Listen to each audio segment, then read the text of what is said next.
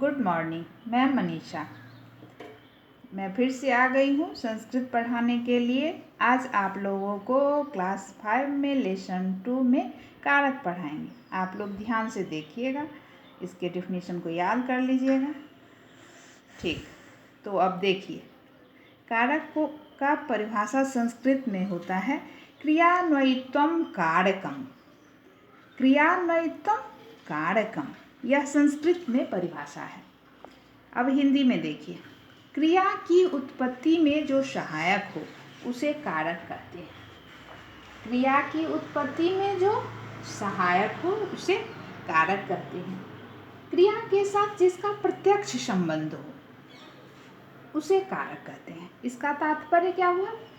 जिसका संबंध क्रिया के साथ प्रत्यक्ष हो, डायरेक्ट हो, उसे कारक कहते हैं। तो आप लोग समझ गए कि कारक किसे कहते हैं? क्रिया के साथ जिसका सीधा संबंध हो उसे कारक कहते हैं।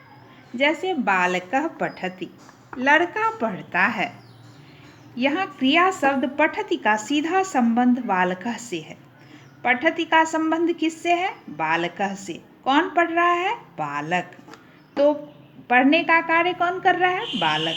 तो कार्य जो क्रिया है वह पठति है और कारक बालकः।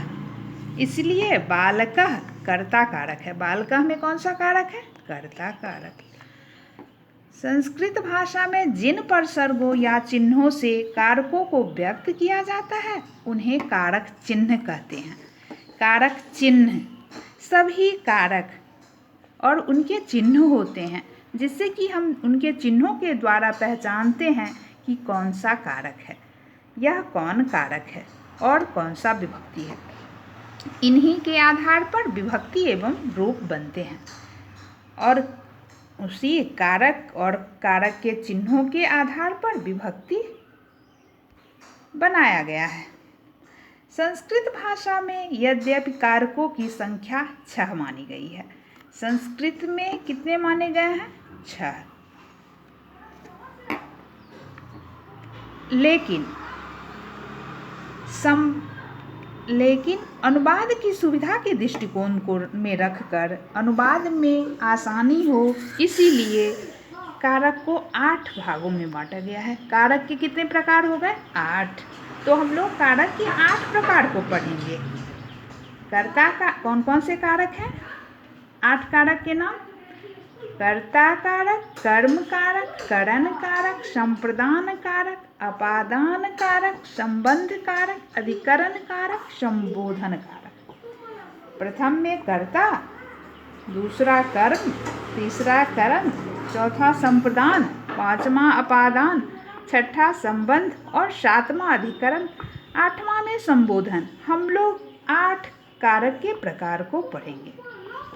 तो संस्कृत में 6 हैं, लेकिन अनुवाद के दृष्टिकोण से अनुवाद को बनाने में सुविधा हो इसके लिए 8 प्रकार माने गए हैं।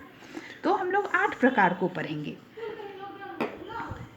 संबंध और संबोधन को जहाँ 6 माना गया है वहाँ संबंध और संबोधन को छोड़ दिया गया है, लेकिन हम लोग नहीं छोड़ेंगे, हम लोग 8 प्रकार को पढ़ेंगे। ठीक है।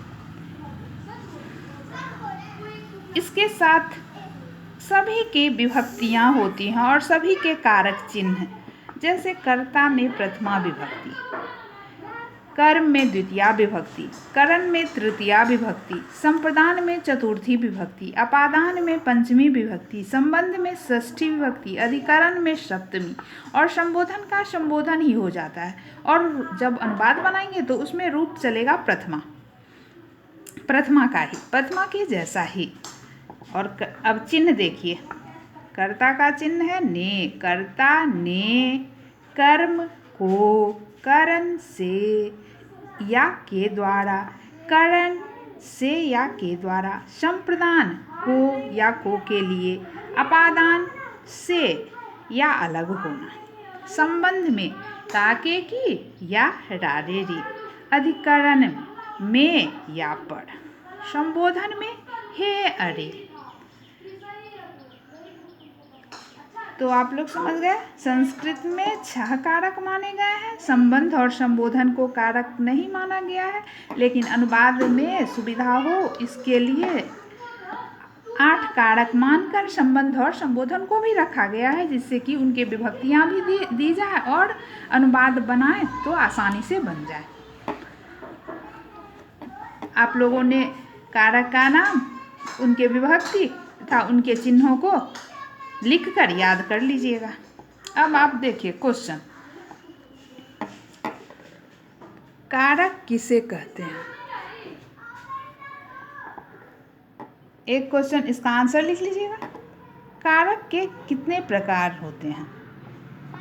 सभी का नाम लिखें। तुमसे दिखा दे।